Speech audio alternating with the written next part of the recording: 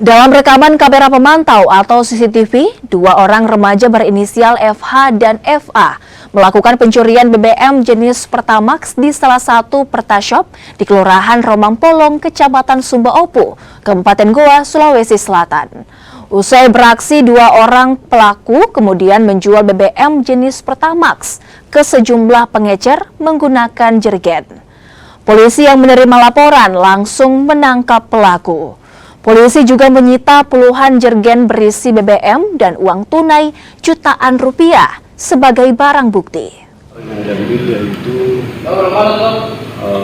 bahan bakar Pertamax dan uang yang jumlahnya mencapai 26.624.000. Yang melakukan dalam hal ini adalah pengawas Pertashop sendiri dengan dibantu dengan temannya yang satu orang. Ada berapa liter Pak yang digelapkan? Kalau liternya kurang lebih 1.400 lebih, tapi jumlah uang dengan harga per liternya itu kurang lebih 24.600.000 lebih.